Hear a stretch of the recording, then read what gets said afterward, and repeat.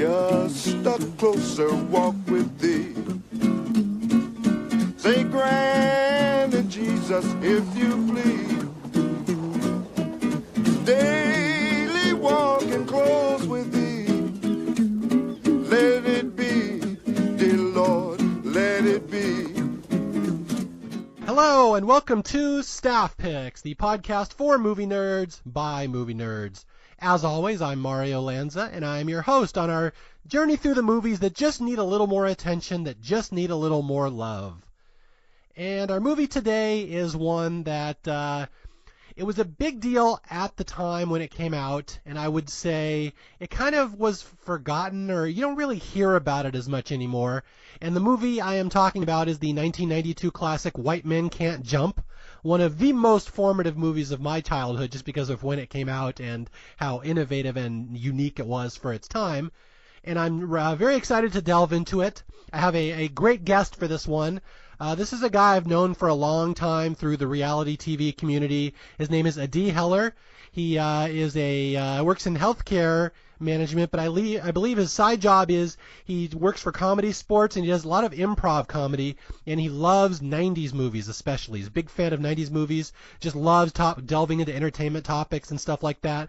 I'm very excited to get him on to talk about a movie that there is a ton going on in this movie, and you need the right kind of host for this one. So welcome to talk about White Men Can't Jump, Adi Heller. Thank you. Glad that we got another white man for this film. An expert on the movie. Yeah, I felt that would be the optimal pairing, two white guys to talk about this movie.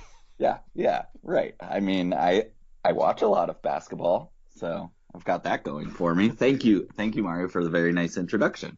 Oh, yes, and you're someone I've wanted to have on the show for the longest time. Adi is one of the smartest guys I know. Just my history is I know all these people through reality TV world and email, and I just talk to them online, and then I just I file away in my head people that I think have a lot more to say than other people, and Adi is a guy I've always wanted to have on the show, so I'm very excited that we finally get to meet.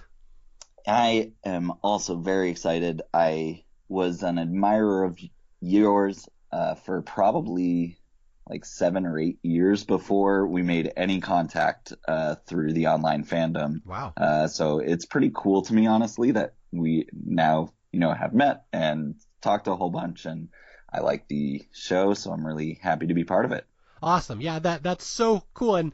And just to jump right into this, there's a lot to talk about in this movie. Why are you the perfect choice to host this episode? I am curious because I tend to pick people. I assign them. Okay, he would be good for this one. She would be good for that one. I don't remember exactly why we came to the decision we were going to talk about this movie. This is one we decided well into last year. It was like in the first season of Staff Picks, and I just never had time to get this one. Do you remember why we decided you would be the perfect co-host for this one?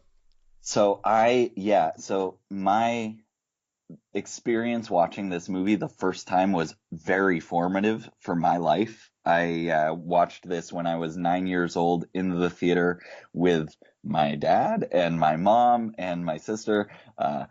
My parents definitely didn't know what they were getting us into. And the characters and the lines from the movie became like recurring characters in my family's life growing up. So this is the movie is in a lot of ways kind of in my DNA at this point. So once I saw it on your list of things you were considering, I was like, give me that. Now, a 9-year-old seeing this movie, for people who don't know White Man Can't Jump, this is right up there with like the South Park movie and the amount of profanity per minute in a movie. And boobs, yeah. So I would love to know how uncomfortable was that experience with your parents? It was, I think, the second most uncomfortable experience I would ever have at the movies with my family. Because a few years later, we would all go to see American Beauty together and watch statutory rape together. But yeah, so it was definitely uncomfortable. We did not talk about the things that made us uncomfortable, like good East Coasters. But on the other hand, we totally leaned into everything that we loved about the movie, which was just all the trash talk and all the jokes, and Rosie Perez specifically. Now, Adi is you're very East Coast, right? You're in Massachusetts? Yes. Raised, not born. I was born in Israel, but raised from the age of 1 and spent pretty much all my life in the Northeast. Okay, so you're very East Coast, and I am very West Coast. I was raised in Seattle and then went to college in the Santa Clara, San Jose Bay Area, and now I live in LA. So we have a little bit of the East Coast, West Coast thing. We'll be able to provide both perspectives on this movie. Yes. And I went to school in the Midwest, where I guess Billy is from. Do we know exactly where Billy is from? At one point, Billy Hoyle says he went to college in Louisiana. I believe that, but I think he's corn-fed. I think he's in Nebraska or Indiana or something like that. Okay, well, so we can jump right into this movie. I'm just going to say, I'm hoping most of our audience has seen White Man Can't Jump. If you haven't, the short version is it's about a couple of street ball hustlers in Venice, Los Angeles, California, and it's basically the trials and tribulations of street ball and hustling. But that's not really doing the movie justice. Can you, what would you say this movie is about? I was prepping for this a little bit and came with one big question, and I don't think we have an easy answer for it. We'll have to talk it out if you're into it, which is, what genre is this movie? Ooh. Because it's not really like your classic sports movie, as we'll get to. There isn't really a big game. There sort of is a big game, but that it doesn't actually matter that much. It's not really a heist movie. They're robbing, but there's no one big case or anything like that. It's not a romantic comedy for sure in how it ends. So anyway, what is this movie? It's it's a time capsule of basketball culture on the streets of essentially Venice Beach in LA in the early 90s, late 80s. And it's guys struggling in a really rough economy, right?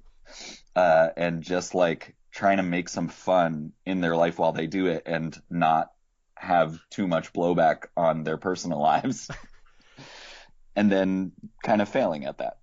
Yeah, that's interesting. I've been thinking about that since you were talking. What genre is this? Let's get back to that at the end of this episode. Yeah. Remind me if I forget to do that, because I just want to say, the one thing that you mentioned there, that this movie is set in a specific place. I'm not sure I could think of another movie that's more of its time and could not take place anywhere else in history than White Man Can't Jump as Venice basketball courts in the early 90s. Someday they may try to remake this movie, and I'm like, why? There's no point to remake it, because it is so specific to a certain point in time. The culture, the music, the dialogue, everything in this movie screams early 90s to me. And that's the one thing that always jumps out. It is just of its time, and there's no reason for it to go any other point in history. This movie just had to be made right then. There was apparently talk about a sequel shortly thereafter, which I think probably could have worked if you did it right away. If you did it right away. But I think what you're saying is totally correct. And I don't know enough about street ball culture to know, if they did something, it would almost have to be set in a different place. Maybe New York, you could do something in Brooklyn, or something like that. Maybe kind of have a sequel in spirit or a reboot in spirit, but trying to do the same thing again is just unnecessary, and also totally out of time at this point. So you're saying you didn't grow up in street ball culture? The Jewish kid in Boston did not grow up playing street ball in LA? I played in the weekly rec league in the gym. Was there a lot of trash talking, a lot of mother jokes in there? There were a lot of angry parents in the stands who wanted calls to go in favor of their children. It's the closest we got to that trash talk. Okay, here's my story. This is something I've been saving for this podcast, is that you were 9 when this movie came out. I was 18. This movie came out in, I think, March of 1992, and I was just turning 18, so it was my senior year in high school. And I will always have fond memories of this movie because I played a lot of basketball. People would be surprised at me being such a dork that I played basketball, but I played for years, and I used to play in the Bellevue Boys and Girls Club. I played at home. I played in the Mormon. My friends were Mormons. We played in their stake center. So I played tons of basketball, but nothing like the street ball in this movie, which was a totally different world than I was in. And so This is what I always remember, is that all my friends playing basketball, we all saw this movie in 1992, and within a week, it was just tons and tons of white suburban kids talking like they were street ball guys in Venice. And it was the Yes. most hilarious thing because there's no context for that kind of culture, but we all thought we were going to appropriate it. So it's just these white kids all thinking we're black street ballers for the next 6 months. Well, that's what I was going to say was the other thing I was thinking of when you were talking about how of this its time and place this movie is how influential it was. You know, at the time that it came out, Yo Mama jokes were not a mainstream thing. Mm-hmm. And there's a huge one set of the trash talk in the middle there is straight Yo Mama jokes back and forth for like 3-4 minutes. Yeah. And then like the flipped up hats became a big thing after this. And like I'm trying to think of a few other things. Like, so just going back to the idea of like a reboot, like all the things in it are now cliches, but they weren't when this movie came out. I'm not sure I'd even heard a Yo Mama joke before that, and I'm just thinking about that when the minute you said that, is that like three months after this movie came out in my high school yearbook, we got to write what we were going to do for the future, like make your predictions of when you graduate and in 20 years what your job's going to be. And I wrote that I wanted to be a writer for Late Night with David Letterman. That was one of my goal. And I said my top 10 list of the top 10 mama jokes will win on a numerous awards. So apparently this movie, it influenced me so much, I was now basing my future career off of this movie. Yeah. Yeah. And it all played out. Yeah, exactly. That is exactly how my life turned out, yes. Yeah, but the other thing is that something we cannot overstate enough how influential this movie is and how, you know, of its time it is that this is what I always talk about, and this is, unless you grew up in this era, it's hard to really know this.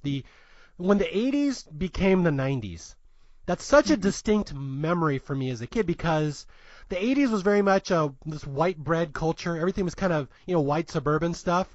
And then in the 90s, all of a sudden you had like In Living Color, you had rap music, White Man Can't Jump is right there in that. Like it started getting a little more urbanization, like a little more blackness into pop culture. And it was like, that was the coolest thing ever. Like everybody I knew loved In Living Color. They loved, you know, MC Hammer, even Vanilla Ice begrudgingly, you'd kind of like him. But like this movie is just a perfect time capsule of like, what that time looks like. Yeah. And it's right when it shifted. Like 92 is really when, like right there. Yeah. One would say as Michael Jackson was getting less black, culture was getting more black. That is literally correct. Yeah, it's a litmus test I like to use right there. Okay, so before we delve into the intricacies of White Man Can't Jump and why it's so unique and special, I want to talk about a couple things. The casting is a big deal in this movie. Yeah. And that's one thing that Roger Ebert really loved about this movie. He's like, you know, I'm not sure I've ever seen a movie where the writer knew the characters as well as this movie. Like, he knew exactly who Gloria was. He knew who Sidney was. He knew who Billy was. They're all perfectly cast. And, like, I want to hear your thoughts on that. What do you think of the casting and the three main stars of this movie? Well, yeah, so I did some digging into the background on the casting, and no one was the original choice that they had, which is so interesting. Because basically, like, the studio loved the idea so much and knew it was very bankable that they wanted to attach the biggest names they could to it. Mm-hmm. So they wanted Denzel Washington for Sidney Dean. They wanted Keanu Reeves for Woody Harrelson, for Billy Hoyle. Okay. And they wanted white women originally for Gloria. Who is it that they originally had? I'm trying to pull it up here.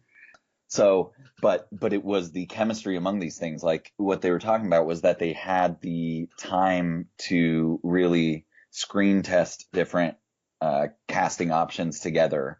And they knew, like, Wesley, they figured that out pretty quickly because, like, Denzel Washington's schedule was off with Malcolm X, which he was making at the time. And then they, like, saw the chemistry with Woody Harrelson, and they were like, this is the guy. And Woody, it was, like, perfect timing for him because he was, like, desperately trying to get out of his Cheers typecasting. Mm-hmm. And then Rosie Perez was kind of the similar thing, like, just trying to break through. And she read it and she was like, this is the role for me. And she just committed to it in the audition and played so perfectly with the other two that they had to, this is Gloria now. Now, was she an actress before this? I know for people who don't know, she was in Living Color. She was like the choreographer of the Fly Girls.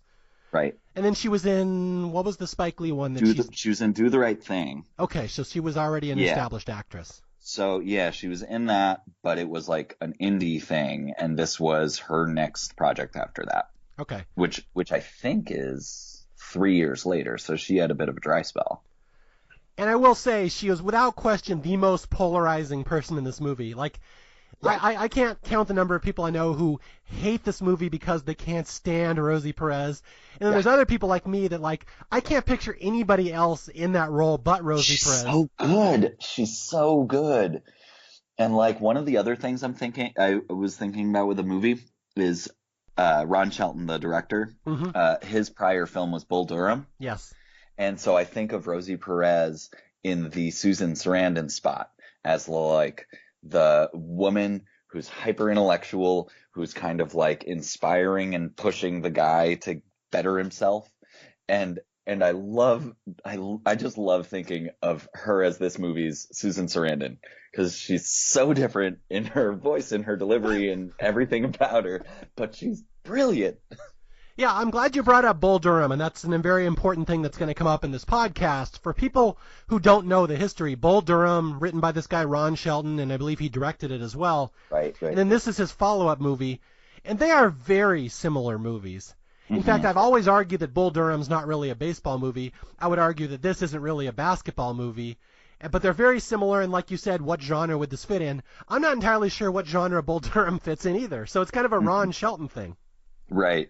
It's the Ron Shelton conundrum. Yes. All right. And then one more star I want to talk about, because, again, I cannot picture anybody else in these three roles. I'm not even going to get into Keanu Reeves as Billy Hoyle. I cannot picture that in a million years. Well, they said he was doing so many things well, but he was just awful on the basketball court. Like, he was all elbows, all clumsiness, which, like, thinking forward to The Matrix, anyway, like, he figured something out. Yeah. Anyway. I was going to say, ironically, Keanu Reeves was not the chosen one. Thank you. I'll be here all week. Thank you. I like a co-host that will provide me with rim shots. Yeah. That was my soundboard. Yes. So, all right, but the star I want to talk about is Woody Harrelson. And I just have to talk about this because this is something that's kind of been forgotten over history, is what an amazing thing it is that Woody Harrelson even became a movie star at all. Right. Because up until this movie, he was Woody from Cheers. And if people have never seen Cheers, Woody was, the hayseed, the Midwest guy, like you said, corn-fed. That's what Woody Harrelson was, and he was so good at that role that nobody thought he could play any other role ever. He was so typecast. And then this movie comes along, and not only is he a different role, but they managed to work in the whole Woody thing as part of his hustle. So it's so perfect for an actor like Woody Harrelson at that point in his career. Like, they totally subverted what you thought he was going to be, and that becomes part of his character. It's like he could not have asked for a better movie to make the transition, he could not have asked for a better role to make the transition into movies. I had the exact same thing written down about how they used the, like, Woody persona as the jumping off point for his hustle. Because I think that's so brilliant. Like, it's almost like they're kind of sending a message to the audience in that moment. Like, you think he's just this chump. He's this bumbling guy. He's out of place. But he knows exactly what he's doing. Yeah, and it's crazy because, again, that's been lost to history, that I knew so many people that just laughed when they saw this movie, the trailer, when it first was being reviewed and stuff, and like first getting advertised. Like, Woody Harrelson in a movie and he's not playing Woody? Yeah, I don't think so. And not just that, but he's playing, like, theoretically, like, a tough guy. Yeah, like, he's a tough guy. And what's funny is that Woody Harrelson in real life is much closer to this than he was to Woody the bartender. Yeah. And that's something I did. Yeah, he's like, I read that too, is that he was like really good at basketball. He was like a basketball star in college. Yeah, shooting specifically. He's like a great shooter, which is funny because I hate his form. Oh no, we're gonna critique Billy Hoyle? I'm not sure we should be doing that. I mean, not critiquing. I'm just like, I don't know. You shouldn't learn lessons from it. That's all I'm saying. Yeah. Okay, well, we've done a lot of preamble here, but there's so much to go into in this movie. But again, that's the one thing that I just want to get through to people, that this is not really a basketball movie. And I've heard people say, I didn't want to see it because I don't like sports movies. And I'm like, just forget that. Don't even go into it with that mindset. If you've never seen this, It's just so fantastic and such a little time capsule of an era of time that I cannot imagine a person would not like this movie. Even your parents, Adi. Yes, no, they loved it. They loved it. Oh, those sex scenes were fantastic. They loved it. I mean, they probably did, which is very uncomfortable for me to think about still. Okay, Even though I know they're people. they're people just like the rest of us, and you wouldn't be here without that. I hope you realize that. That's right. That's right. Without the way that scene makes them feel. All right, so we're going to delve into the movie here, and again, it's a movie that's kind of about basketball, but it's more about, and I wrote 5 words here. It's about perceptions, it's about race, it's about money, it's about winning, and it's about losing. Mm-hmm. Anything else I left out there? That's pretty good. All right. Oh, I guess think that's good. Listening versus hearing, that's in there as well. There's a lot of topics Although here. that's like kind of just a subset of race, I think. All right, yeah. I'm sure we'll get into the racial discussion. This won't be uncomfortable at all. No. And we're totally qualified experts. Exactly, yeah. With a title like White Men Can't Jump, they throw it right in your face to start this movie. Yeah, which apparently, so that was, one quick aside. That was already a catchphrase that was out and around at the time, so I was only 9. I did not know it then. I didn't know it until the movie, but I was reading in the oral history that was like a debate among the production team of whether to ultimately title it that and include that line. And they were like, it's too perfect. It fits this thing 100%. Like, we can fit it in organically into the movie. So they did it. But I would just say my back history on that is that I lived in maybe the most overwhelmingly white place in the country, the Seattle suburbs. And every kid I played with was white, and none of them could touch rim, let alone dunk. So there's probably something to that. Sure. Yeah. Well, the accuracy of the line. Yes. Although, did you hear about the translation of the title? Just to go on one more aside. I did not. In that, in a lot of European countries, they didn't like the title because it didn't mean, like, White Man Can't Jump. They don't really get that thing. And so they would kind of translate it to White Man Can't Score. And the way it actually came out in the translation in a lot of European countries is White Men Can't Put It In. So, which is even worse than White Men Can't Jump. So there you go. So in European countries, it's all about white men not being able to put it in. Right. That's loaded. Yeah. I don't know if your parents are taking you to that one. That's a porn movie. Right.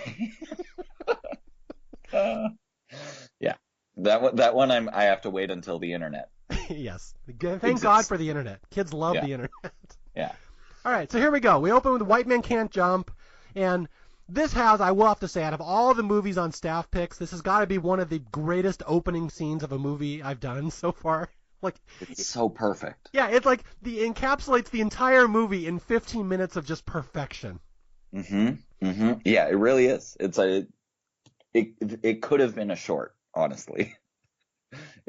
I like the rest of the movie, but like that 15 minutes in and of itself is perfect. It's the movie. I always kind of forget there's a movie after that. Yep. So from the 20th Century Fox, they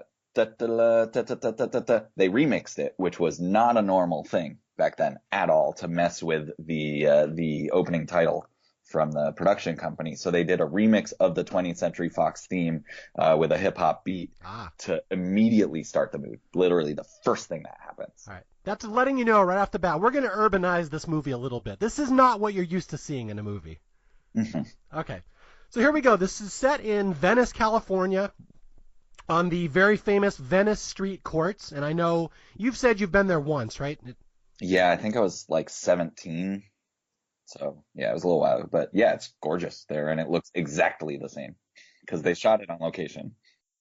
Yeah, and I live in L.A. I live a little bit in the Inland Empire, but I've been out to Venice many, many times. And, yeah, if you've seen the movie, that's exactly what it looks like. It's just a boardwalk, and it's just guys playing basketball, and there's all these courts, and then the beach, and then there's a weightlifting, like a little muscle. It's called Muscle Beach. There's a little weightlifting section where people just stand out there in the sun and, like, pump iron and show off. And a lot of people don't know that's where Arnold Schwarzenegger first became famous. He would sit there on the beach and work out. So it's a very iconic place, and there's a couple of movies that have been set there. But, yeah, this is our setting, and Woody Harrelson basically just was walking down the street, and he sees these 3 guys. What are they, the Venice Beach Boys, these a cappella singers? Right, yeah, who I think are real. And they're just, and he walks up and he's listening to them, and they're singing, Closer Walk with Thee? Yeah. and at the end he gives them some applause, and they have some back and forth, and then they expect a tip, and he jokes and pretends to give them a 50, and then gives them a 5, I think. Either a 5 or a 1, and it's a dick move, which is a bad way to make your entrance. It's a good intro to Woody. He is kind of a dick. Yep. Yeah, this is where we learn that these are the famous Venice streetball courts where the best basketball players around the world come to just show off. And again, it's a real thing. Go down there any day and you can see these guys playing basketball. And Woody basically says, there was these two legends. This is the Duck and, the King and the Duck. They were the two that ruled these courts. And he's like, those guys were the best ever, but now I'm the best. So it's basically he's making his announcement, and he's just going to wait around until the street ball guys show up later that day. And, a lot of fun is going to happen now. I have this other line that he says to them right as he's about to leave. He says, "My father was a preacher. I love this shit. Keep singing," and just walks away. It's like, what an asshole. What an asshole.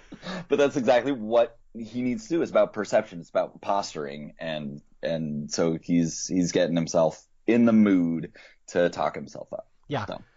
And that is a running theme throughout this movie that we'll hear a lot about perception and how you come off. And it will become a running argument between Woody Harrelson and Wesley Snipes, whether it's better or whether it's more important to look good and lose or look bad and win. And this will tie into all sorts of other things, black versus white, race, just success in life in general. But that's the general thing here. It's all about perception. And Woody will use this to great advantage here in the opening scene.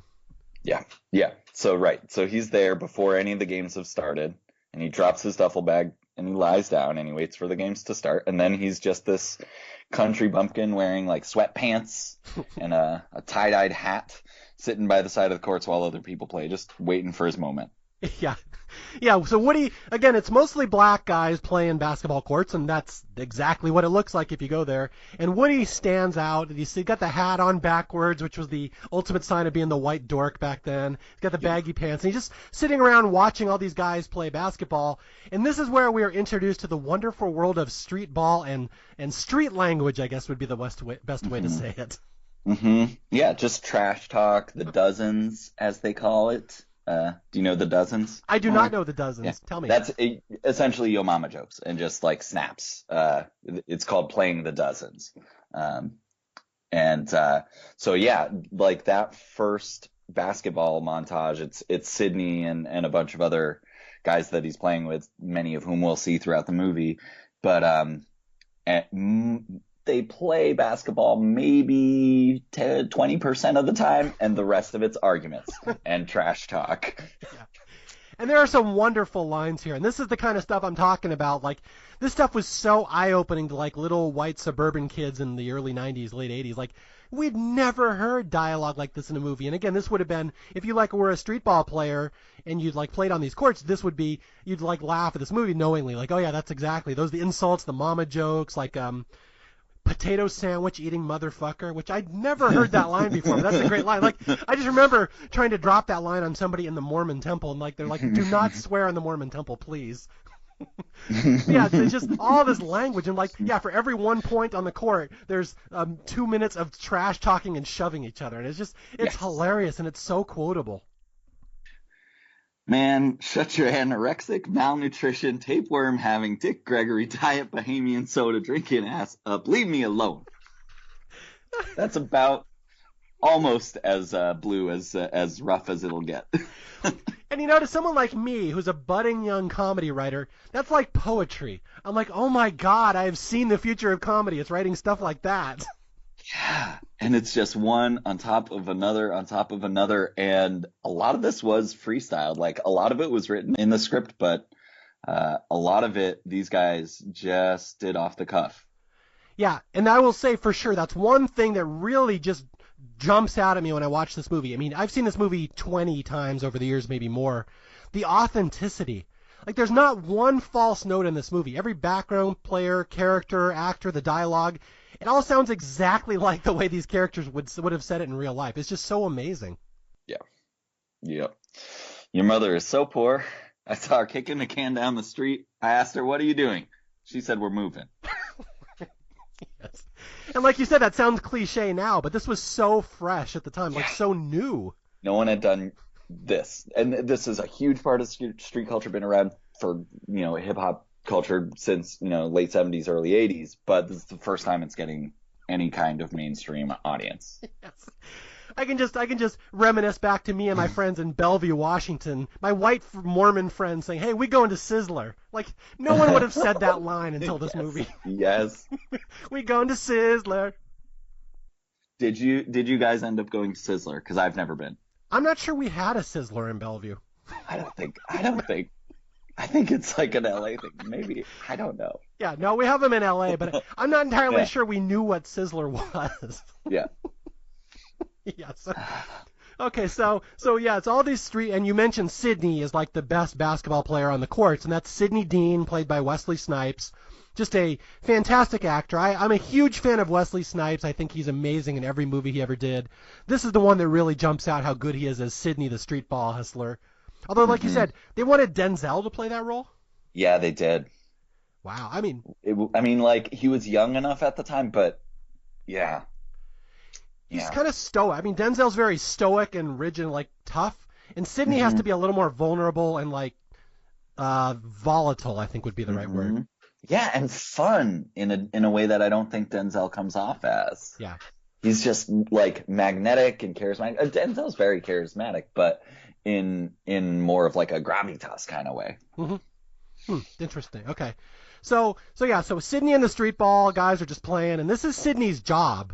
And that's one thing that would be hard to understand if you don't really understand this movie, that people make money and make a living off doing this, like playing these ball games, and it's for money, and they're trying to hustle each other, and they're just trash talking. So it's all about basically who's the big dog on the court, and Sidney is the big dog. Like Wesley Snipes is unbeatable out there. Right. You're playing these games, either there are side bets going on and you take a cut of them, or like you've got a specific bet on an individual game. And it's all about playing with expectations so that people will want to challenge you who you can beat, but they think they can beat you. And then you have to ramp up the bet on that specific game to get a big enough payout. Yeah. There's a lot of long cons going on here where people are setting up hustles. And what's the greatest thing about this movie is that, again, Woody, going into his Woody from Cheers persona, is just sitting there looking like the biggest dork. And basically what happens is he just sits there all day, and he knows eventually someone will ask him to play, and he knows he's the best player there, so he's going to be able to hustle them because the perception that white guys can't play basketball, which would admittedly probably be very strong around the Venice Beach courts. Well, not to veer off too far, but into some stuff Ron Shelton said about the creation of the idea for the movie. He was playing in LA originally on the streets, but then there was an actual gunshot on the court, so he switched to the Y. And but he was saying that there aren't many white guys, but there are, and it's total democracy. It's like once they know you can play, like you're there and you're playing. Like they're gonna give you flack for every cultural beat you miss, but as long as you can play, you're one of them. Yeah, and that's true. I've always learned that about sports in general, with basketball in particular, because with white guys and black guys playing against each other, there will always be the perception that the white guy sucks. But if you can prove your medal on the court, and this really goes to any sport, like everybody's an equal the minute you know that they can play. It's really very democratic, and it's really cool like that. But yeah, the Woody at the Venice courts is like chumming for sharks. Like he's just sitting there, and he knows it's going to happen. And eventually, someone gets hurt in a game and has to leave, and so Wesley Snipes is just walking around and talking. I'm the greatest. I'm the best player here. Give me any teammate here, and I dog all you guys. I'll dog all you fools. And like they say, how about the dorky white guy? And he's like, oh man, I don't want to take him. And again, this was probably exactly how it would play out in real life. Well, and then Billy leans into it, and he starts doing like his Jane Fonda stretch routine that he just takes forever for, and looks like he's the oldest, least athletic person out there, in addition to every assumption they have about him because he's white. And and not he doesn't drop the character until the ball starts moving for an actual game. Yeah. Yeah, so what happens is in the first round of the hustle, Woody ends up beating Wesley Snipes, and Wesley never loses. He's shocked that this dorky white boy has somehow beat him in basketball. And he's like, yeah, you got lucky. And so now, like you said, now this is where Woody drops the character, where Billy Hoyle comes out. And it's like watching Woody Harrelson, the actor, transform into somebody else for the first time. Mm-hmm. Yeah. He took off his mask and he's like, all right, this is what I've got to give. And it's so Sidney is so ticked off that he lost the money in that bet that he's so confident in himself that he wants to double down and do this shoot off. That's just like shoot from the same spot over and over again, each of them shooting until one of them misses and the other gets the money. Yeah. And this is where Billy Hoyle, that's Woody's character's name. Although I have to point out, I love how they always refer to him as Billy Ho. They can never figure out the last syllable. Yeah, Billy Ho. So Billy Ho. Or Chump. Yeah, or Chump. Is the other name. Slow, white, geeky chump. Or fucking geek is the other one. Geek, chump. Yeah. So, yeah, Billy Hoyle now challenges Wesley Snipes to a shoot-off, and it's like in front of everybody in the Venice courts, and this is going to be a big, humiliating moment that Billy's going to beat Wesley Snipes in front of everybody. And it's just such an iconic scene where I'll give you the honor on this one. Describe the scene to people who may have never seen it before. Oh, man, I don't know if I can totally do it justice. Do you have something in mind? Because I can give it to you. I do whatever you have to. White men can put it in. Go for it. All right, white man, I will put this in. So Billy is in a different level of a con now, but he's still kind of conning. So he's like, I don't know, I'm not great at this spot. I wish I could have chosen my spot. And then swishes the first one, barely even any effort. And Sidney starts out trash talking like crazy, drops his shot in. It's hard work looking this damn good. And then Billy's like, well, I never make two in a row. I've done it once or twice, but, I'm feeling a little lucky. Drops another one in. Sidney's feeling great. Lots and lots of trash talk. Drops his in, and we're going to Sizzler. That's when the Sizzler lines come in. And then Billy's like, I'll never get three, etc. Gets one in. And then it just keeps going. I think they get to 6 shots. No, best of 5. Best of 5, yeah. And so Billy, at this point, it's clear, can make this shot with his eyes closed, with a hand tied behind his back, is doing it. And the pressure is on Sidney. We don't totally know why yet. We'll find out the stakes in his life later. But he's also borrowing some money from his friend to do this bet. And you just watch the pressure get to him, and he just barely misses his shot. Oh. Yeah. Terrible. Humiliated. He was beaten by the white chump on his home court. And what's great is right before the last shot, before Wesley Snipes tanks that last shot, like Woody's right in his face taunting him now. Like, that's right. If you missed the shot, Sidney, you've been beaten not once, but twice by a slow, white, geeky chump. Yes. And then he just, under his breath, he's like, I've hustled a hell of a lot better players than you before. Oh, it's great. It's great. Like, the first 20 minutes of this movie is so fantastic. Woody walks in there, makes fools out of every single guy on the Venice court, and walks off. And again, you kind of think that's the whole movie. Oh, the white guy hustled the black guys and showed that he's not what they thought he was. But there's going to be a lot of back and forth, and we're going to start going cons on top of cons from here on out. Very Inception from now on. Yeah. It's conception. It's the Inception of basketball movies, one might say. We found the genre. There you go. It's sci-fi / hoops. Right. All right, so Billy has just hustled every guy on the Venice Street courts and just walked off, and he really is the best basketball player around. And again, no white guy would ever get the credit for that, and so he shocked everyone. And he goes home to his girlfriend's house, and now we learn the sad reality of Billy Hoyle's life. It's not quite as glamorous as you think it would be. Mm-hmm. He lives in a motel with his girlfriend, who sits around all day reading the 1991 World Almanac, studying for a shot at Jeopardy that we're led to believe is probably never going to happen. They have one room and a bathroom, and it's not clear how much stuff they even own. Let's talk about Gloria as a character for a second, because again, she's so polarizing, but so intricate and integral to this movie. First off, I just want to say Gloria is played by Rosie Perez, and I will try not to do an impression of Rosie Perez, although I'm sure we'll lapse into one at some time. One of the most distinct voices in the history of movies. Like, you know her. If she's talking in a movie, you will hear it, and you will recognize her. But she's so good in this just because she's so authentic. And she's like this Puerto Rican former disco queen who basically she just reads the almanac, and her whole life is she wants to go on Jeopardy. That's her entire life career goal. And she just reads the almanac and assumes they're going to call her because ostensibly she said in an application, right? Yeah, I guess. So I know the actual Jeopardy application process, and it's different. Like, you have to try out. But anyway. They don't just randomly call people in motel rooms? Right. That's oddly enough. Maybe they did that up till 1993. And that's why I don't know about it. Did Gloria break the system? Yeah, yeah. And obviously she knew the leaked category. Shit, spoilers. Well, yeah. Okay, we'll get to the spoiler in a minute. There's some very fun Jeopardy stuff in this movie. But yeah, so not only is their life sad, they live in this cheap little piss motel, but like they're being followed by a bunch of loan sharks, the Stuckey brothers or Stucci brothers. So I think they're actually Stoochies, and I think it's part of Gloria's charm that she mispronounces them as Stookies. Stuckey. Yeah, okay. So yeah, Rosie Perez, there's certain words she can say and can't say. And I don't know if that's Gloria or it's that Rosie Perez herself where she just blows the line. She calls the Stucci brothers the Stuckey brothers.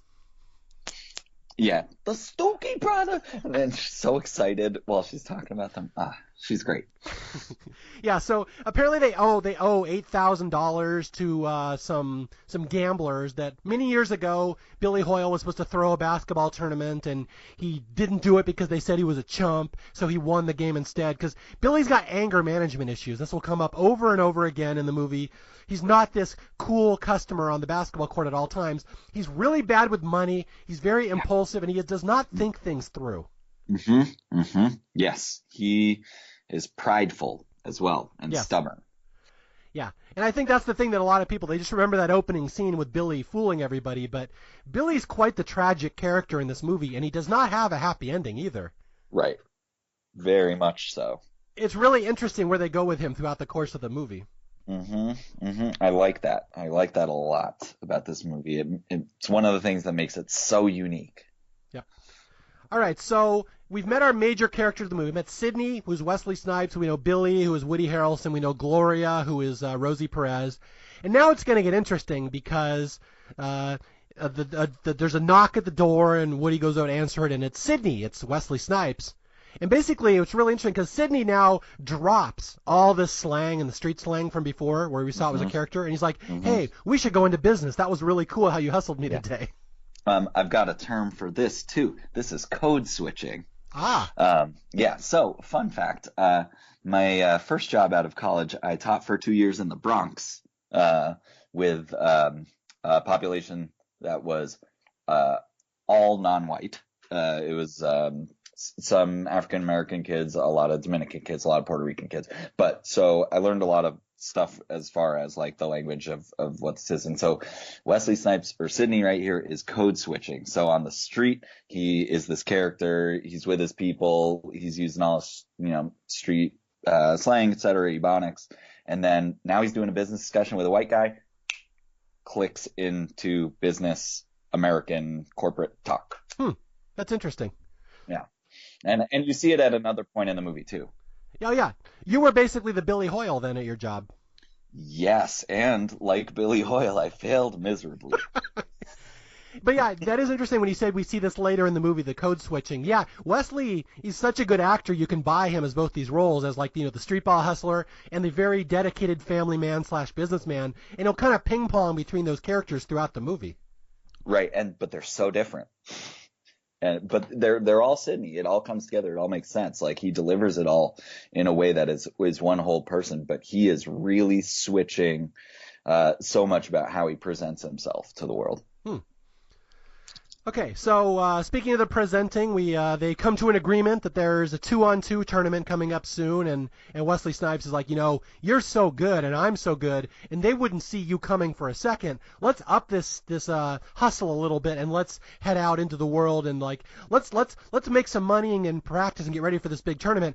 I know a place we can go make some money. Let's go to where's the first place they go? Like South Central somewhere. There's a horrible neighborhood, and they're gonna go hustle some people. Crenshaw? Is Crenshaw their first one?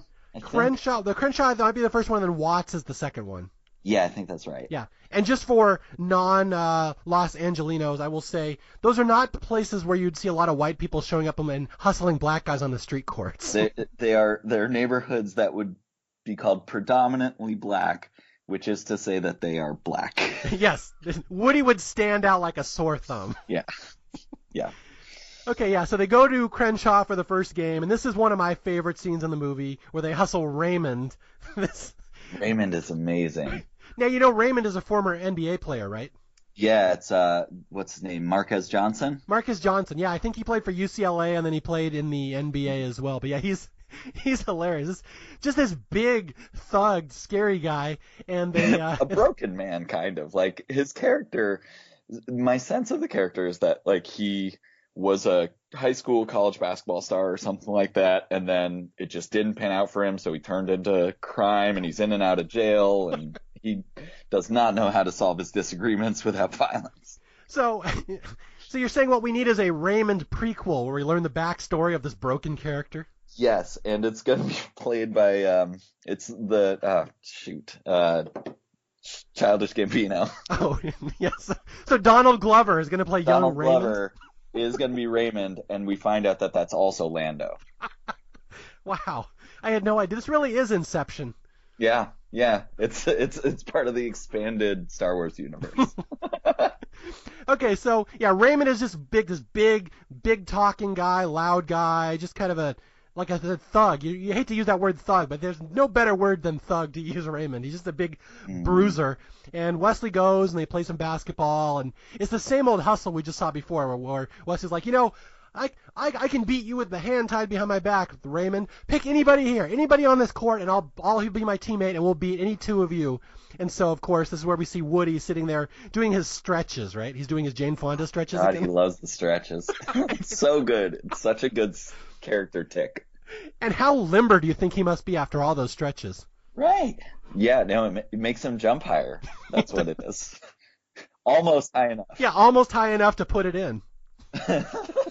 White men cannot. Yeah. So, this my personal favorite line in this movie, that I've been saying this for years, for like 25 years now, where they see Woody sitting there, and Woody, of course, has this dumbfounded look on his face, like he doesn't even know what basketball is. And they're like, hey, chump, you want to run? And Woody's like, you mean play basketball? No, play hockey. Yeah, so Woody is picked to be Wesley's. And again, this is all the con, and there's the $500 on the line. And we get a great iconic scene where Raymond has to go raise the money quickly. Oh, God. Yeah, this is amazing. So Raymond needs to get the money for this bet because he's so sure that he's going to beat Sydney and this chump. So he goes to his car, and I 100%, every time I watched this, at least, for a while until I knew it, thought he was going to get the money.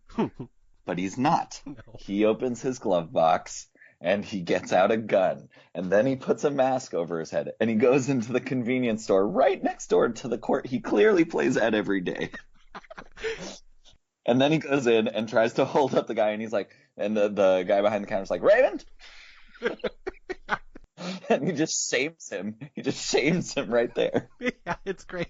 Yeah, right. And apparently this is a thing. I read Ron Shelton gave an interview that this was how you knew a street ball game had reached its end, when somebody goes to the glove box. Oh, God. Yeah, so this was like a thing. If the game is devolved, someone was called for a foul when there wasn't a foul, he's going to go to his car to the glove box for his gun. That means it's code for everybody run, the game is over. So, Ron Artest or Meta World Peace? Yes. The basketball player who was also on Celebrity Big Brother 1. He had a similar story to this about growing up playing basketball in the streets of LA, where instead someone went over to a table, snapped a wooden leg off of it, and impaled somebody with it. Wow. And he just dropped that in an interview one time post game, and everyone was like, I guess that happened. I will point out that never happened in the Mormon basketball games I played in. Good to know. Good to know. How about at the Jewish Community Center? Not much. No, just a couple people lost their contacts. Man, they would fit in the dog you. Right, exactly. That was the hustle, was like, oh, he lost his contacts. He's going to the glove box. Everybody scramble. Yeah. Right. No, it's for saline solution. So that's where you keep it, in the glove box? Yeah. So anyway, he fails the holdup, but is able to sell the gun for part of the money. So that's what they use to make the bet. Yes. So the hustle continues, and Woody and Wesley end up beating this guy Raymond, and Raymond's furious. Now he goes for his second gun, and he's going to blow everybody away, and they flee. So basically, this is the great thing about Woody and Wesley's hustle, is that it will always end with them fleeing the court for their lives because they just scammed the wrong person. Yep. Which turns out to be everybody. Everybody is the wrong person.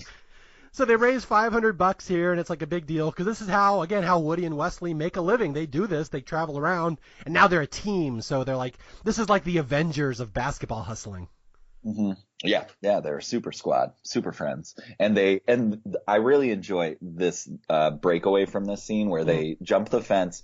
Gloria's been sitting there in the car studying the World Almanac, and then they make a beeline, make their great escape, and that transitions into this scene where you have the three of them, and starts like the film's first race discussion. Oh, yeah. Yeah, this is a really iconic one. It's very interesting. There's a lot going on in this scene where, first off, they talk about how amazing it is they're able to hustle people, and they compare themselves to the King and Duck. Like, these were two guys that used to run the courts, and, like, we could be the King and Duck. Like, we're going to be the kings of L.A. No one's going to see us coming.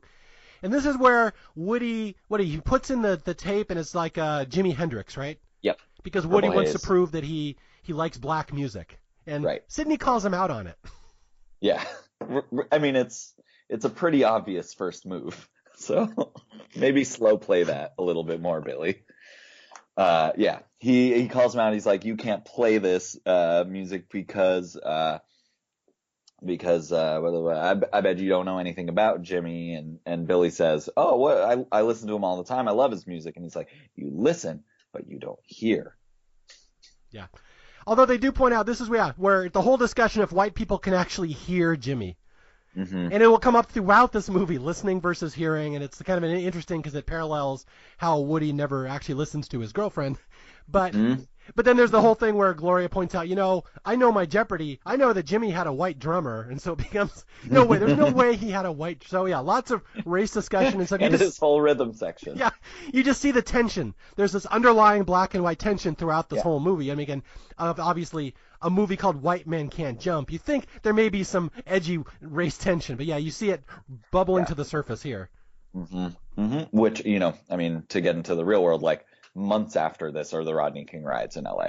Yeah. So it is obviously right there under the surface, and the movie would have had no credibility if it didn't go there.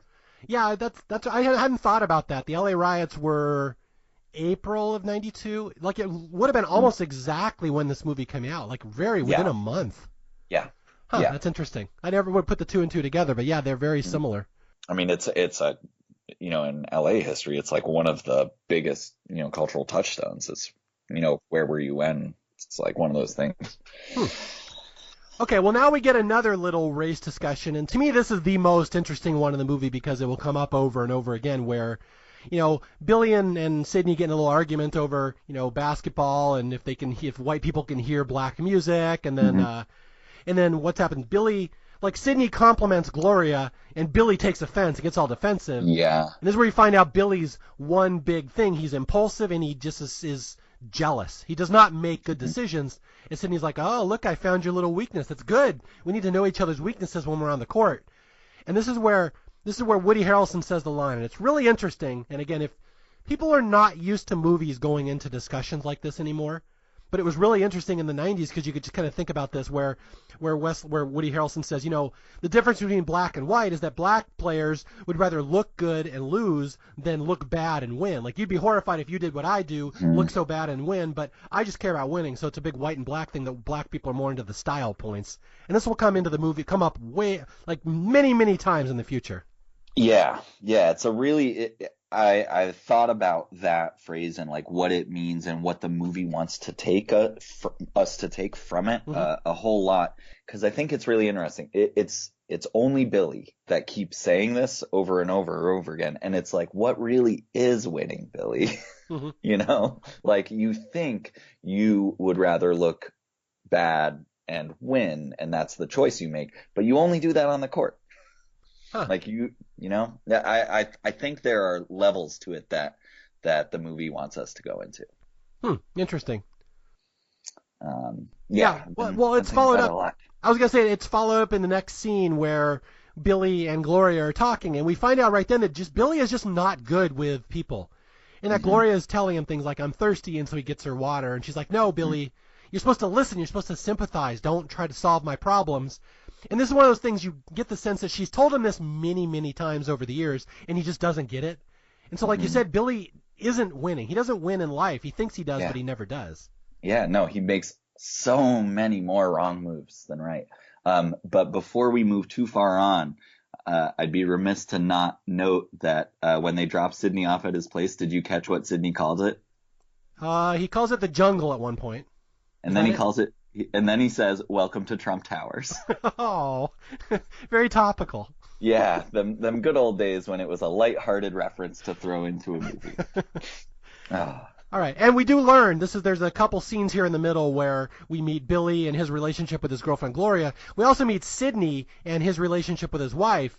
And again, at home, he's a totally different man. He's like a loving family man. And we learn there's a lot of tension between him and his wife, that she hates living in the ghetto. She hates these apartments. She's trying to get out. She wants to buy a house. So there's a lot of pressure on Sidney to leave this world he's used to and, what would be the right word, legitimize, where become like a stay-at-home dad, and his wife gets a job. Like, get away from playing ball for a living, have a real job and a real house. So there's a lot of pressure on Sidney to leave this world. Right. We're finding out in Billy's introduction, we found his stakes. Like, he's got this loan issue holding over him. He's got Gloria, who wants them to make it big. She's got dreams, and now we know Sidney's, which is they're a little more practical and a little more real. Yeah. There's an actual kid. There's an actual home in a rough neighborhood that they want to get out of. Yeah. And I kind of forgot until I watched the movie today how that leads into the next scene, that Sidney's under a lot of pressure to make a lot of money to get his wife out of this dangerous area into a real house. And so this is where we go to the next scene where Woody and Wesley are going to hustle in Watts, which is one of the worst areas you'd want to get. You don't want to get in trouble in Watts. And they go there, and it's the exact same hustle. Woody is the, what's the exact phrase? The scraggly-looking motherfucker that they pick him to be on Wesley's team. And they try to hustle these guys in Watts, but this one's for much more money. This one's for $1,700, and all of a sudden, this time they lose. They lose the hustle, and Woody loses all his money. If I recall correctly, it's basically all Woody's money. It's all Woody's. Yeah, Woody has basically taken Gloria's Jeopardy money plus the money that he hustled before. And yeah, it's all Woody's money. And basically they lose it all that day in Watts. Yeah, Sidney is looking off throughout the game. Like, he's mostly playing well, but he's not like taking open shots that he would have normally. He's trying to do a fancy pass and give it up instead. And he won't own it when he does. Their chemistry is different. It's all weird. Yeah. Although I have to say, another one of my underrated favorite lines in this movie is in this scene. And I just wrote it down because it makes me laugh every time. Is like they're betting for this money in Watts, and all these black guys are standing around just watching. And so one guy has to hold the money for the bet. They have to pick the person that they most rely, that they most trust. And so this big fat guy says, I'll hold the money. I ain't going nowhere. And Wesley Snipes says, yeah, he ain't going nowhere, baby. The bakery ain't open. Such a fun little throwaway line. I forgot about that. Cuts him down to size. That is great. Yeah. So So Woody has lost all of his money on a hustle, and he goes home dejected to Gloria, and she's been studying. This is where Well, he says I have to go tell Gloria how I lost everything we have again, Yeah. and figure out where I'm going to sleep tonight. And then the sad saxophone comes on. Yeah, but we get the sense that this has been a repeating pattern in their life, that Woody will always lose the money. He's so good at basketball and so good with his hustle, but he's gonna do something dumb and lose it, and he's done it again. Right. And he already knows the routine. I can't sleep at home. Like, exactly. Yeah. So it's just the sad life of poor Billy Ho. And he goes home, and although there's a great this will set up a great joke later in the movie. He goes home to tell Gloria that he lost the money, but before she gets the bad news, she's excited because she's been studying a very important question for her Jeopardy research. What's that one? It's foods that start with the letter Q. Yes. She has studied how many are there? I think she says there's 9 or something.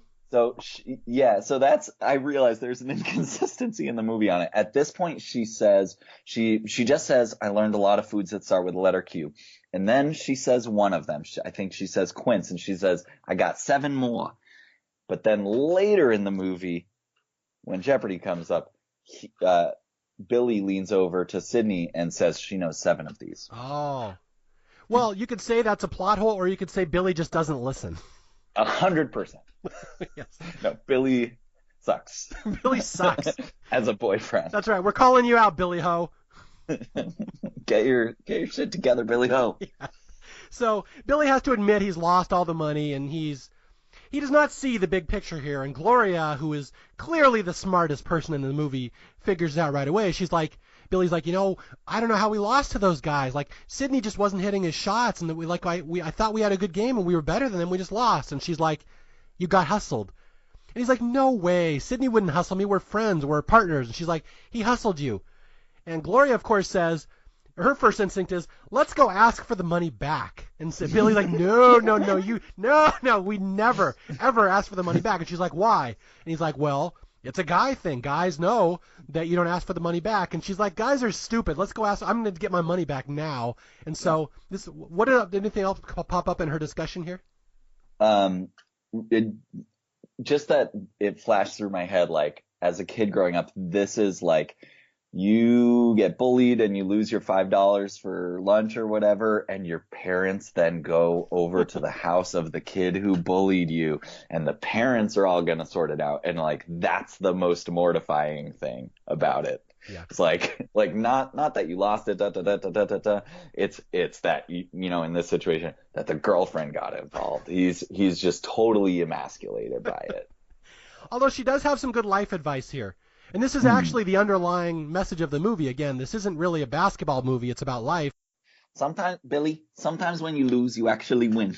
And sometimes when you win, you actually lose. And sometimes when you win or lose, you actually tie. And sometimes when you tie, you actually win or lose. You see, winning and losing is one big organic globule from which on extracts what one needs. That's actually a really good quote. Yeah, and Billy's response? I'm fucked. Yes. They speak different languages. Let's put it that way. Yeah, so she knows there's no such thing as winning or losing. There's only life lessons. You must learn from every lesson, right. And this is a good one that even though you lost the money, we'll win in the end because we'll learn a greater understanding of what a failure you are, Billy.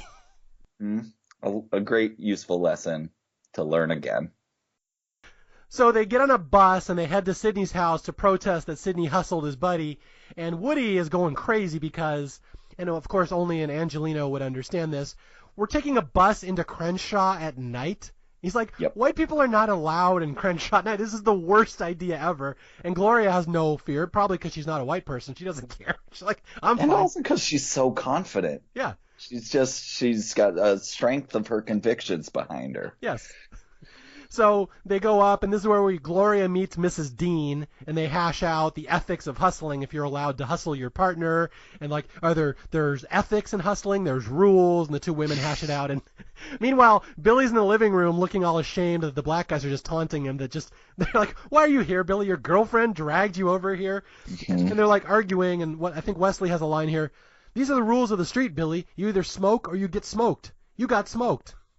And in the other scene, my other one of my favorite lines is happening where Gloria says teammates can't hustle each other, and Sydney's wife says, "Why not?" And she says, "It's not autistic." Yeah. So much great dialogue in this movie. And the women eventually hash it out, and the men. There's a little cute scene here where the men are in the other room fighting over the rules of ethics and if this was cool, but they all get distracted at one point by the basketball game, and they cheer for the Lakers for one brief moment where they're all united, and then they go back to fighting again. Yep, yep, yep. On board on James Worthy. Yes. So the women decide, the smartest people in the movie, the women decide, well, okay, this will end poorly if we let you guys fight, so we'll just figure out a way to work this together. And they say, basically, Sydney, you and Billy are going to get back together, and you're going to go into that 2-on-2 tournament, and you're going to win, and you're going to make up for all this BS. And what does the mom say, or Mrs. Dean say? She says, you're going to kiss, make up, or do whatever it is that you do. And the guys are like, no, we're not going to do that, no. And then immediately cut to the 2-on-2 tournament. Yep. I'm glad they just jumped over to it. And the 2-on-2 tournament is such a great setup. Like kind of just like the beginning of the movie, like a really great like character, like establishing shots for where it's happening, like the guy doing tricks on the street and like all the little families there having fun, blah, blah, blah. The tournament is being sponsored by Coalition of American Corporations. You know that famous organization, COAC. And it is called the Brotherhood Tournament, and their logo is a black hand and a white hand holding each other. Yeah, well, it's funny because this movie is notorious for how much language it has. And my wife has always said the same thing. This is the one movie, do not play this movie when we have little kids watching in the background. Right. But everyone thinks it's that first scene that has all the language. No, it's this scene. This is the one that has much language. And like you said, I gotta go restate what you just said. This is like these white corporate guys have come down to the ghetto and they want to put together a tournament to show, white and youth together in urbanization. We can all be friends. And it's like I think it's a photo op. They think it's a photo op. Yeah, they have no clue what they're walking into, these old white businessmen and sponsors. And it's just these black guys screaming and shoving and shouting F words at each other the entire tournament. And these sponsors looking progressively more and more horrified. Right. Right. And just like, I mean, cutting forward, but like bucking it out of there as fast as they absolutely can once it's done and never holding it again. They say, we hope to do this many more years. We know it's not going to happen. They are getting the hell out of the black area town as fast as they can. Which is also funny, like when they're doing their introduction speech about brotherhood and unity and blah, blah, blah, it cuts over to just random people who are not part of the rest of the movie, like ball players, just saying, this is bullshit. It's so funny. Just watching these old, out-of-touch white guys wandering into a world they have no business being. It's great. Just spewing some garbage. Yeah. So at this tournament, the big two players are this team called Flight and Willie. Flight and Willie are the main guys, and they're the ones that Wesley and Woody are going to have to beat to win this prize. And this is big money. This is $5,000 for the top team in this tournament. And Woody decides he's going to start heckling because he's seen the black players do it, that I'm going to start doing that because it's better to look good and lose than look bad and win. So I'm just going to start spewing my mouth off. And he claims to have a big plan to this. I don't think he did. He doesn't. It's like just a 10-minute montage of Woody spewing insults at people, and most of them are hilarious. They're so good. They're so good. Well, do I have them? Yeah, do you have some written down here? I have one. I have to do a little bit of digging if you've got any. Okay, so there's one where this guy misses a couple shots, and Woody's like, bricks, what is this, a Mason's convention? I know what we should do. Take all these bricks you've thrown up, and we'll build a shelter for the homeless so your mother will have a place to stay. Oh, layers. Another one, I looked up basketball player in the dictionary, and it says, not you. That's like beautiful in its simplicity. Yeah. I like that. But it's great. This tournament is great because it's like the first scene of the movie where every game is these 2-on-2 tournaments, two guys against two guys, and it's like 1 point and then 2 minutes of shoving and insulting, and then 1 point and 2 minutes of it's so hardcore and it looks so authentic, and like you can see why the sponsors are just horrified that they've put this tournament together, and I guess Woody just never shuts up. Yeah. It like this scene in and of itself is like a magnum opus. Just Billy just laying out like solid like 10 minutes of material. And not only that, but he's embarrassing his teammate. Yes, so this is what happens is that it amps up their relationship, and Sydney keeps telling him to just stop. You're embarrassing us. You don't know what you're doing. You are pissing off our competition. And Billy's like, that's what I need. These guys look like they're tightly wound, and they're the type that'll play bad when they're angry. And let me guess, you're the type that plays well when you're angry. And da da da da. And what does he say? I'm in the fucking zone. Yeah. Which they then later put on Nike put on some shoes. Oh, they put we're in the fucking zone? Yeah, they made like a short run I'm in the fucking zone pumps.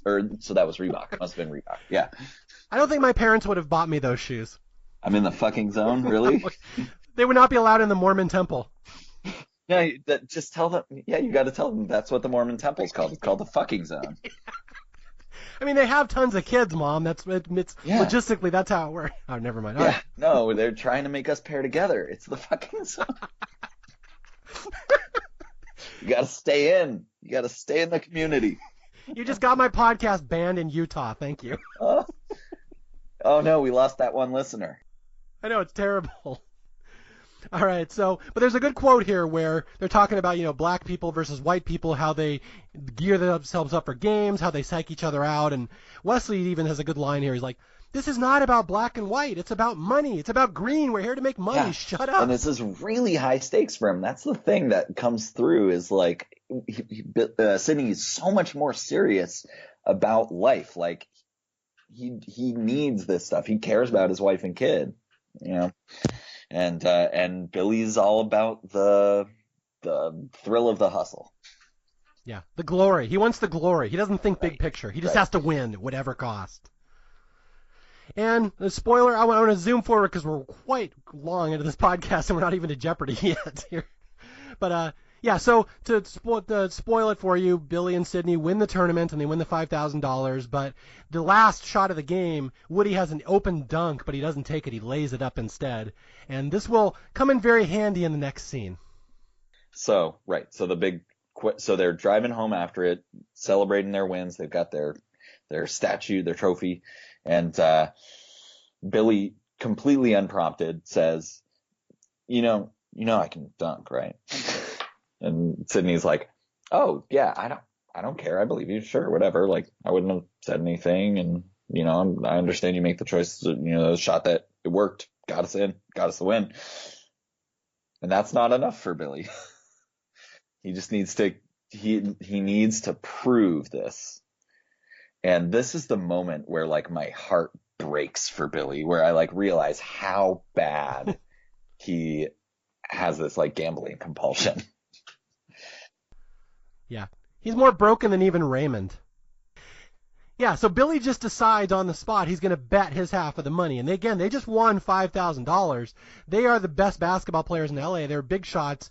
And Billy's going to throw it all away just to prove to Sydney that he can dunk a basketball. And it's completely unprompted. Sydney's like, "Don't do this. Take this money home. Get a dress for Gloria." Like, and Woody's like, "No, you're doing this bet." And he actually like pushes him. Like he brings up race. I forget exactly what the line is, but he brings up the black man wants to look good first, win second kind of thing again to get under Sydney's skin to get him to take the bet. Now, my wife had a question about this scene here. All right, so Billy and Sydney just played in the biggest basketball tournament of their lives, and they were probably going to win. Why was Gloria not there at the tournament watching them? It's a fine question. I know, because I'll add the second part to that. She knows how bad Woody is with money, like Billy Hoyle is with money. If she's not there, he's going to do something dumb afterwards and bet it and lose it. Why is she not there policing this? Well, I think we have evidence from a later plot point that Gloria like wants him to almost make his own mistakes and to ultimately stop making them, I think. That's my only theory, especially as far as the money goes. But she had nothing else important to do that day. She could have been there. She definitely could have been there. If for nothing else, like she loves this guy, and this is a big tournament for him. But Well, she had to read like 12 possible uses for riboflavin. That was her mission for the day. Right. I only got 7. Yeah, she only got 7, and Billy thought she knew all 12. So yeah, there's a basketball hoop, and they find it, and Woody says, "I'll bet all my money that I can dunk." And Wesley's like, "Don't do this." And sure enough, Billy is not able to dunk a ball, and this is where we get the line Even without where stretching. Wesley says, Even without stretching. well, without stretch, that was it. He needed to stretch. That was the difference. Yeah, but this is where Wesley says, "White men can't jump. It's just a fact. Don't even bother." But Woody can't take it, and he misses the dunks, and he loses all his money, and this is what will end up finally ruining the relationship with Billy and Gloria. She's going to dump him over this. Yeah, so he gets home. I don't even know what money he has, but on his walk home buys her this heinous dress. Yeah, where did he get that money? I don't know. But did he hold up a prostitute? Yeah, right. He probably ran a whole basketball hustle on the way home to get that. So some night hoops. We be night hooping, baby. That's the song they would have played in the background during the montage. Okay. You didn't see it. Okay. And so he walks in, and she says one of my favorite lines, which is, "The pizza's cold and the wine is warm." To him, which makes me think, like, did she want this red wine cold? That's gross. But yeah. So then it devolves super quickly, and they're arguing. She realizes that he's lost everything again. And she is so mad, and she starts packing up her stuff and going out, and she is crying, but she's also lecturing him the whole time, and she's got her thumb out trying to hitchhike for a car, and then looks back and says, "Billy, your rug's on fire. Your carpet's on fire." Yeah. The wine's warm and the carpet's on fire. Your carpet's on fire. Oh, that's not good. I suckered you into doing an impression of her. Yeah. A lot of squeals. Turns into like a baby falsetto. But yeah, so she gets into a truck with a very, very creepy looking man. This is never explored. But I want to know a lot about what happened that night. You want his backstory too? Is Donald Glover going to play him also? I mean, he's very talented. Yeah, he's going to play old white guys. He's very talented. Which turned out to be Darth Vader. Spoiler. Wow. Okay, so Billy has lost everything. He's lost all his money. He's lost Gloria. The Stookie brothers come up again, and they basically remind him, "You have 1 week, and to give us this money, or we're going to kill you." So Billy is on his last limb here. He's basically desperate. So he runs back to Sydney, and he finds Sydney, who has his day job. He sells tiles for houses, right? Something like that. Yeah, I think that's one of it. That's probably the construction job, because he lists like a few at one point. Mm-hmm. But one of them is the construction job. So he's like selling tiles to this guy. Okay. So Sydney is basically all 5 village people. Exactly. That's also an Indian chief. That's a perfect joke. I've got nothing else to say. Yes. All right. Thank you. All right, so I'm just going to skip through here to get to the Jeopardy part. So basically, Billy goes to Sydney and says, "Please help me. I've lost everything. I need your help." And Sydney's like, "I want to tell you to just piss off, but I kind of like you. So I will do one favor for you. I got a friend who works security on the Jeopardy lot. Let's go talk to him, blah, blah, blah. If you can solve a riddle, you can pass his test, and maybe he'll let you Glory onto the lot." So please explain to me how this is not how Jeopardy casting works. I mean, when you put it that way, when you put it in those terms, it seems airtight. Oh, so you had to think about like a half-court shot to make it on the show? Well, so I've never tried out, but my dad did try out to get on Jeopardy. And yeah, it's a couple rounds of trivia quizzes. The shocker. You go into a room and you have to do trivia quickly. There's not a physical challenge? I would assume it'd be like Double Dare. There's a physical challenge involving slime at some point. There's a giant tongue that you have to dive through to grab a flag. Yeah. So, to make a long story short, this security guard, Woody passes the test, he makes this basketball shot, and Gloria is suddenly allowed to go on Jeopardy, and we cut to immediately an actual TV taping of Jeopardy where Gloria is now there, and Alex Trebek's there, and everything, and one of the most iconic scenes I can think of from a 90s movie, the Alex Trebek-Gloria interaction. So great. It's so great. And she played this, I think, there are a lot of good deliveries from her in this movie. I think her acting is incredible, but she plays the nervousness of a person who's kind of not supposed to be on Jeopardy and is definitely she's surrounded by some astrophysicist and some other guy, and she's introduced by the Jeopardy voice as a former disco queen. She's not even currently a disco queen. Retired. Yeah. She's between disco thrones. But this is like the opening of Weird Al's I Lost on Jeopardy video. She's up against a plumber and an architect, both with a PhD. Yes, exactly. And she's incredibly nervous out the gate, but then she realized these are her categories. They've got the foods that start with the letter Q. And popes is another one she studied, and U.S. presidents is one she studied, and blah blah blah. So they play it so well of her getting it wrong, getting it right, finding her legs, and then taking off. Now you know about the great ad lib in this scene, right? I do, but I'll let you do it. Oh, good. Yeah, this is fantastic. That Rosie Perez actually blows one of the lines in the scene, and she's on Jeopardy and she's answering these categories, and she knows all of the foods that start with the letter Q. But then there's a question about Mount Vesuvius, the volcano, and Rosie Perez actually blows the line. She says, Mount Vesuvius. Vesuvius. And Alex Trebek is such a pro that he just goes with it. He's like, oh, let me check with the judges. And he goes to the judge, and he's like, yes, that's fine. It's like, that was a total ad-lib by Alex Trebek, just as if it was like a real question on the show, and it's perfect. And what Trebek has said in an interview about that scene is that, and in reality, we would not have accepted it, but we did for the film. That's right. Yeah. Team player. Yeah. But the judges knew to give a thumbs up. They all ad-libbed perfectly in line for the scene. It's so good. But it's funny, I can say that line to almost anybody from who's my age or grew up in the 80s or 90s. Mm-hmm. Just say, Mount Vesuvius, and you know exactly what scene you're talking about in which movie. Yeah. So it's fantastic. Mm-hmm. Yeah, it's a perfect line, and it is not even an ad-lib, it's a mistake. Yeah, she blew it. Mm-hmm.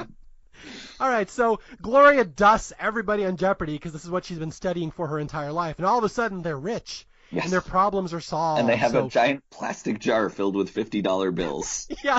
Is that how they pay out on Jeopardy? Is it in the jar system? I wish my dad had gotten that far. He didn't. Oh, you never got the jar filled with cash. No. We just got the try out again next year. Too bad. But everyone gets that. Everyone who wins gets it. Oh, so you get the consolation prize of an empty jar if you don't win? Yeah, just in it is one little piece of paper that you grab out that says try next time. There's one sad tear going down the inside of the jar. And you're supposed to fill the jar with your tears over the course of a year to motivate yourself.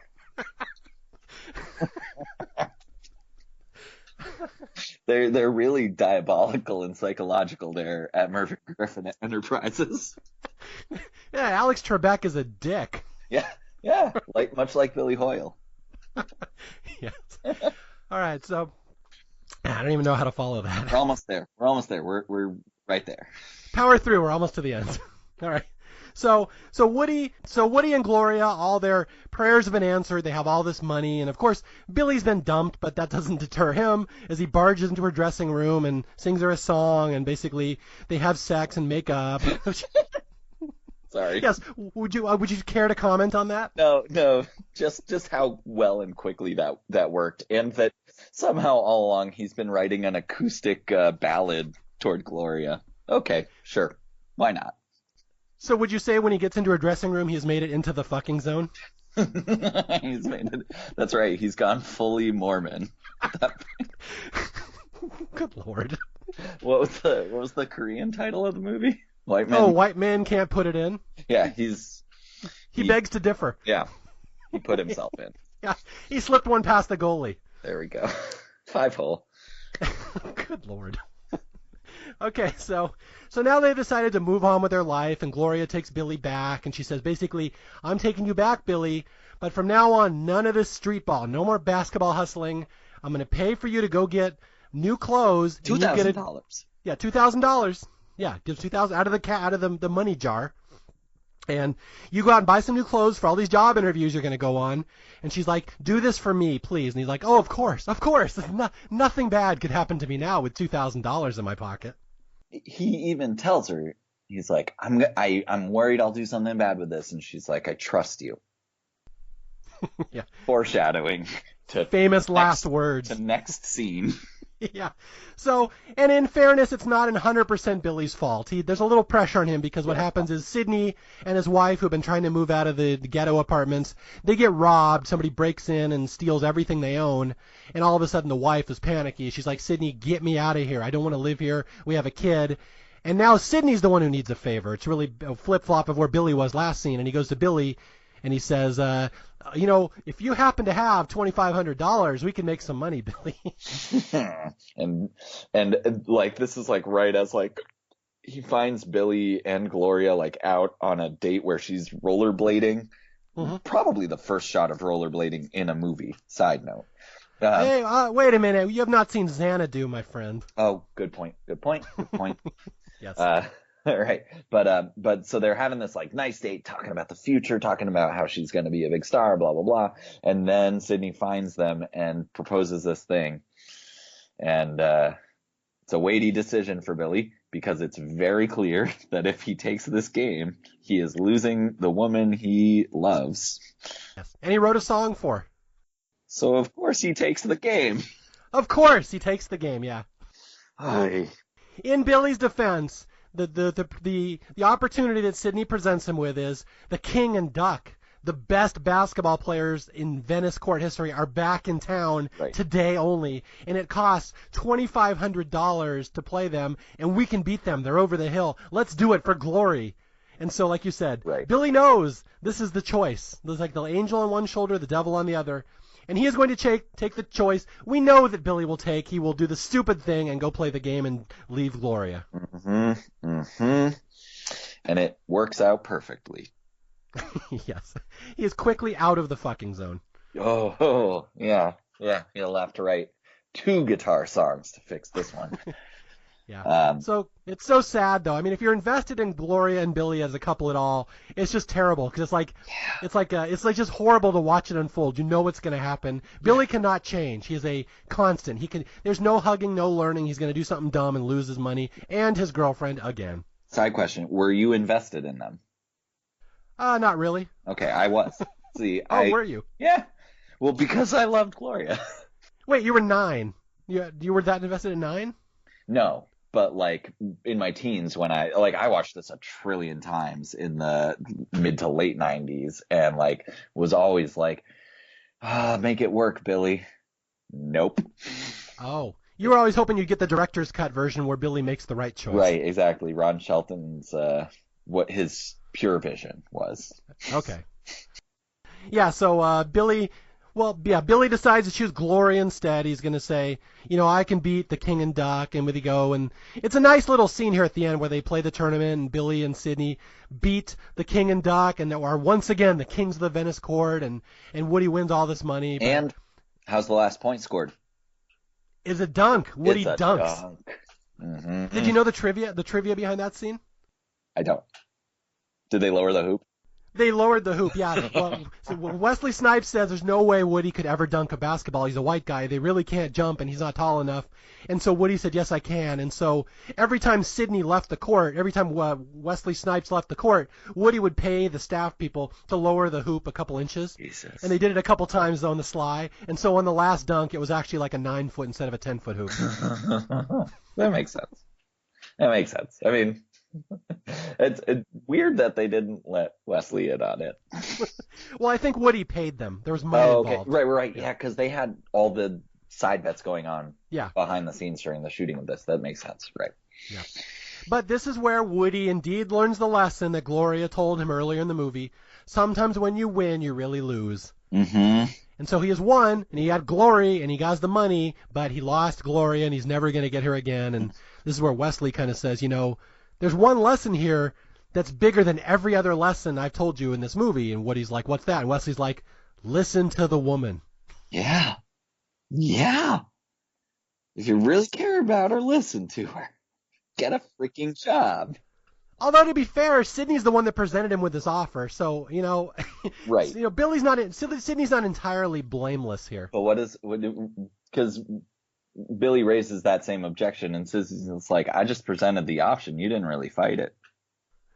Yeah, I don't know about that. It's a little more of a gray area there. Yeah. Yeah, I mean, he's twisting the knife. He's definitely pulling on the heartstrings. Yeah, but Billy owed him for getting Gloria onto the lot. Exactly. So, yeah. I don't know about that one. It seems like a very convenient ending. But anyway. Well, and actually, so that's the thing, is that Billy never, I don't think, tells Gloria that a favor was called in to get her on the show. She thinks she earned it through luck and fate and whatever. Wow. And I wonder if he had told her that, she might have been pissed because she wanted to get there on her own, but she would have understood owing the favor to Sidney. Huh. Interesting. So, yeah, this movie could have ended a couple different ways, and they went with the one that was probably the least happy, but the most realistic. Totally. This guy's a degenerate gambler. He's going to ruin his relationships. So one could say it's really a movie about dating an addict. Mm-hmm. Why you don't want to date an addict. There we go. It's an addiction movie. It's an addiction movie. We found the genre. Wow. That makes total sense. I'm happy with that. Yeah. And so the movie ends with Wesley and Woody just going back to the Venice courts to go hustle people again. Basically going to restart the movie right where they were at the beginning. Full circle. Nobody's learned any lessons. We're just going to go back to what we are. It's the frog and the scorpion. I can't change my nature. This is what I do. And it ends with them arguing over whether white people can hear Jimi Hendrix or not, which is good. We're going back to that again. No one has grown at all. Yes, no one has grown. Although there's a great line here at the very end of the movie where Wesley Snipes says, you don't tell me you can hear Jimmy. He goes, you can put a cat in the oven, but that don't make it a biscuit. Mm-hmm. Oh, that's a good one. That's a really good line. And that is the end of the movie. We are right back basically where we started. No hugging, no learning, right back to the world of street hoops. And we've learned a lot of valuable lessons about respect and perception and race and hugging and learning. And most importantly, listen to the woman. Always listen to the woman, Adi. It's exceedingly important. Yes. All right. So, do we have much more to do? That's the end of the movie, but I know you had a couple side stories you wanted to bring up. I have one that I want to bring up as well. Like, did you think did we leave anything out? Is there anything important? How does this movie affect your life? What do you have for me? I just have a couple other Gloria lines that I absolutely love. Okay. So one of them was just so just the way Gloria made her way into my family's life. One of the lines is from early on. Billy, you're so stupid. We just say that to each other all the time. You're so stupid. And that line is followed up with one of my favorite lines, which is, you should have said you love me infinity plus infinity. Yes. Right after they debate whether there's a difference between infinity and infinity plus 2. Is that like the inflexive property or something? I kind of forget the math formula there. I don't think Jeopardy asks about it, so I don't think she really understood what she was talking about. Okay. That does lead me into one thing. I have a Rosie Perez story here. This is one I always love telling, that she was on a talk show right after this movie came out, and I forget if it was Letterman or Leno, or I don't know, but they were talking about how she just got a new car. Yeah. And they're like, oh, you just got a new car. What did you get? And she's like, I got an Isuzu Trooper, which is the funniest phrase to come out of Rosie Perez's mouth. Of all the cars, you had to buy an Isuzu Trooper. An Isuzu Trooper. Now, that makes me think, this is not relevant or useful, that there should be some movie with Rosie Perez and Arnold Schwarzenegger together because they mispronounce similar vowels. It's an Isuzu Trooper. No, it's not. It's an Isuzu Trooper. Rosie Perez and Arnold Schwarzenegger as phone sex operators. Now, whatever, like, Rosie Perez is really interesting because, like I said, some people cannot stand her voice. Yeah. But I like the movies that she's in because she's so distinct a character. Like, she absolutely was perfect for Gloria. There's one she did with Nicolas Cage and Bridget Fonda where she was like a shrew wife that I loved her in. I forget what that was called. It Could Happen to You. That was it. It Could Happen to You. And then she didn't really do much. Like, she kind of disappeared. I know my wife said she was on The View for a while. Yeah, I pulled up some stuff on her. She's been doing Broadway, actually. Oh. Yeah, so she's gone legit or whatever. Not that she wasn't, but like, yeah, she's gone higher level, I guess. It's tough. It's tough also I'm sure some of it is the realities of aging women actors have a tough time getting roles until they're grandmothers. And then also women of color, they just have the least roles of any category in Hollywood. And also, you can't pronounce basic words. Well, so that's a thing that she took issue with in the oral history, because Ron Shelton said that in one of the interviews after the movie. Ron Shelton said that like she did this role so well because she can't speak any other way, and she talked about that one sentence did damage to her career, and it wasn't true. That she really has done like characters that have like, made it in corporate America using a really kind of, plain voice without a lot of inflection. Really? Yeah. Is she like doing Shakespeare and stuff on stage now? I don't know what role it was. Because I've never heard her talk in any other accent, so I did not realize that was like a character choice. So now I have to go find stuff and look up on the internet, because you and I were talking before this podcast that we think we'd like to see a Rosie Perez renaissance, just because she's so distinct. She can play these certain characters that other people like. I can't picture Gwyneth Paltrow as Gloria, the disco queen. Right. Who I think they were talking about. Some Rachel Shields. Is that an actress? I'm sure it is. I don't know who it is, though. Some like 90s. Rachel Griffiths. That's who it is. Oh, Rachel Griffiths. Yeah, I know her. Yes. I think that's a character that Donald Glover plays. The younger version. Yes, she's doing a bunch of different things on Broadway. From 2003 to 2007, she had 4 different roles in different Broadway comedies. Ones I don't know, but then she was recently in something called Fish in the Dark. Huh. Yeah. All right. Well, a little homework for our Staff Picks listeners. Go look up Rosie Perez and see what she's been up to. Yeah, and find clips of her doing characters that are not disco queens from the Bronx and record her voice and send them to us. Yes. All right. A couple things before we sign off here. Wesley Snipes and Woody Harrelson had such amazing chemistry. A lot of people maybe don't know that they were friends before this movie. They were in a movie called Wildcats back in the 80s with Goldie Hawn, that they knew each other. So they kind of had a pre-existing friendship when they did this movie, and this is one of my favorite buddy movies of all time. Again, I love Woody Harrelson in just about every movie he's ever done. I love Wesley Snipes in just about every movie he's ever done. They're so fantastic here. And you'd think, because of their chemistry, that they'd be amazing if they worked together again. I'm telling you right now, do not ever see Money Train, their second movie together. It's terrible. So bad. Oh, God. I don't even know how it's so bad, because I like the two of them. But yeah, you'd think their next movie would have been good, but it wasn't. So let's just pretend this is the only one they did. Mm-hmm. Yeah. That's what history should tell us. Yes. And the other thing I want to just reiterate to people is that even though this seems like a basketball movie, it really isn't. And I will say, again, I have a friend, he lives out here in L.A., he's a theater guy, and my age, he's like in his 40s, and he never saw White Man Can't Jump when it came out because he thought, oh, it's just an urban basketball comedy. I don't want to see sports movies. And I finally talked him into seeing it because I did a write-up on this movie on my website a couple years ago. And he's like, all right, I'll give it a chance. And he's like, that was one of the best movies I've seen from the 90s. He goes, I cannot believe I've never seen that before. Why didn't I see it? And I'm like, because you thought it was a basketball movie. And he's like, I was shocked how good it is. So this is the type of movie, if you don't like sports movies, give this one a chance. It's so different. And like Adi said, there's no genre. It doesn't really fit into anything. It's basically Bull Durham, which isn't a baseball movie. It's about life. Life as seen through the perspective of sports, but it's about life. Yeah, and people thinking really deeply about these very everyday things, but not doing that in a academic way at all. Like, they're hilarious philosophical lines about basketball, about gambling, about relationships, and it's so fast. The movie just moves. It's great.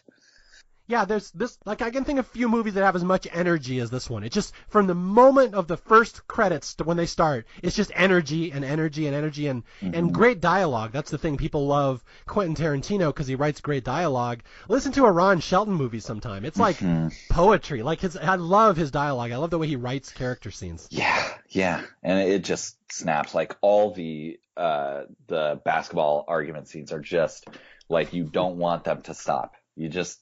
And you also never know when they're going to stop because they're not following a normal sports scene pace at all. Like, they're all about the conversations. They're not about the hoops being made. Yeah. And again, it doesn't feel like you're watching a movie. It feels like you're just watching a bunch of people talking. That's the greatest dialogue that doesn't even sound scripted because it probably wasn't in a lot of cases. Yeah. Right. And credit to the production team for putting the right people in the spots to do that. It's a great movie. Yeah, hopefully we have done it justice. That is one of the bigger movies we've done on Staff Picks. And I really hope we captured the right spirit and flavor of it because this is one that I really want everyone to know, not just people my age who grew up as it was a seminal moment that popped up in my lifetime. Like, at a time when history and pop culture was changing, this was like the litmus test. This was the big movie that kind of signaled that it was a change in what culture was kind of looking like at the time. So it's just, I have very strong feelings about this movie. I love everything about it, and I'm really glad you were here to talk about it with me. Thank you so much for having me on to talk about it. It gave me a chance to remember everything I love about it. I hadn't seen it in maybe like 7-8 years, and this conversation was so much fun. Sorry if I rambled at some points, but I had a great time. So thanks again. All right, and just like the sponsors of the tournament said, let's do it again next year. And then run. Yes. Run away. It's all over. Thank God. All right, again, my name is Mario Lanza. This is Staff Picks. If you need to reach me, you can reach me at staffpickspodcast@gmail.com or on Twitter at Mario J. Lanza. Until next time, I'll be out looking for more movies that need a little more love, and I'll find somebody interesting to come on and talk about them. I'll talk to you guys later. Bye.